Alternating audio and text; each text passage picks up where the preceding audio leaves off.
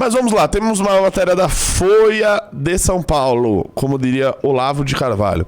Documentos mostram alerta de ABIN, a GSI e equipe de Dino sobre atos violentos em 8/1. Sobe mais um pouco, informes falavam sobre risco de invasão a prédios públicos e uso de armas. Outro lado, pastas negam ter recebido mensagens. Olha só.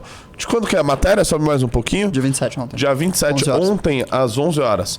Documentos obtidos pela Folha mostram que a ABIN enviou desde o dia 6 de janeiro alertas ao general Gonçalves Dias e ao Ministério da Justiça, já sob o comando do senhor Flávio Dino, sobre a possibilidade de ações violentas a prédios públicos. Esses documentos foram enviados pela ABIN à CCAI, Comissão Mista de Controle das Atividades de Inteligência do Congresso Nacional, no dia 20 de janeiro. Os informes são mantidos em sigilo. Desce aí. Além do GSI, outros 13 órgãos receberam os comunicados, incluindo a Secretaria de Segurança Pública do Distrito Federal, aponta o material que está na posse do Congresso. No Ministério da Justiça, de acordo com os documentos da ABIN, quem recebeu informes ao menos desde o dia 2 de janeiro foi a Diretoria de Inteligência. A partir do dia 6, a PF e a Polícia Rodoviária Federal também começaram a ser atualizadas. Daí já com menção à possibilidade de atos de violência nos atos. No caso do GSI, a ABIN aponta que o próprio Gonçalves Dias recebeu em seu celular ao menos 3 alertas desde o dia 6. A existência de alertas da ABIN na véspera de ataques foi revelado pela Folha. Os documentos obtidos agora mostram os destinatários, horários e a íntegra das informações repassadas pela agência de inteligência. Procurados, o GSI e a Justiça negam ter recebido os comunicados. A defesa de Gonçalves Dias disse que não iria se manifestar. Vamos lá, a primeira mensagem enviada pela ABIN às 19h40 do dia 6. Inacreditável. Já dizia que havia o risco de ações violentas contra edifícios públicos e autoridades, a intenção de invadir o Congresso e o deslocamento de pessoas potencialmente armadas.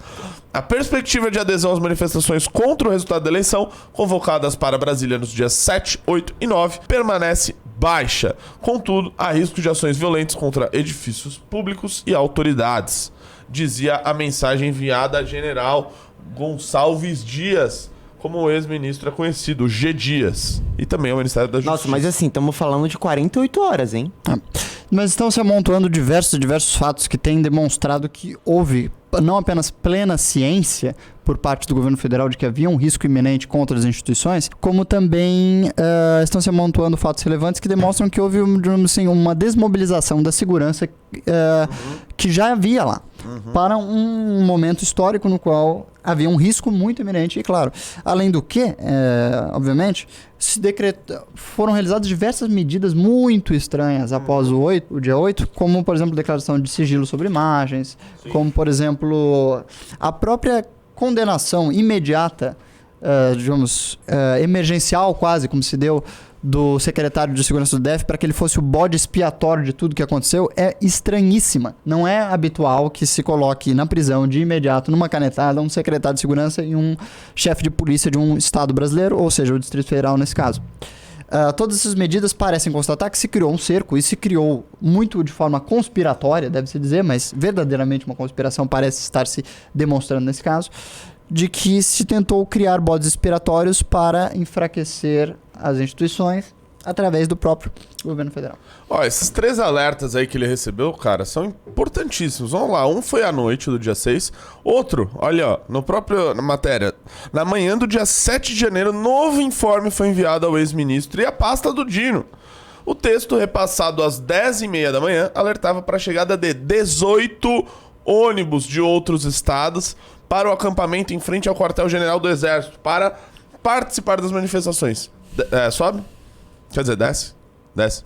Mantém-se convocações para ações violentas e tentativas de ocupações de prédios públicos, principalmente na esplanada dos ministérios, dizia o trecho da mensagem, e o informe ainda destacava que caminhões-tanque que transportam combustível não acessam a distribuidora de combustíveis anexa à refinaria de São José dos Campos, em São Paulo. A presença de manifestantes auto-intitulados patriotas no local. Meu Deus! Vai, desce mais. Desce. Na manhã dos ataques, de acordo com o documento da BIM, G. Dias recebeu o primeiro aviso às 8h53, diretamente em seu celular. Nossa. O texto dizia que cerca de 100 ônibus haviam chegado a Brasília para os atos previstos na esplanada. A mensagem foi enviada somente para o ex-ministro e não aos demais órgãos neste caso. Tem mais matéria aí para baixo? Às 9h, o segundo alerta enviado ao ministro, à diretoria de inteligência e à pasta de Flávio Dino e aos órgãos do governo do Distrito Federal. O comunicado chamava atenção para o incremento significativo do número de barracas no acampamento em frente ao quartel-general. Enfim, aí tá... Cara, todas as matérias, informe às 10, informe às 1h23...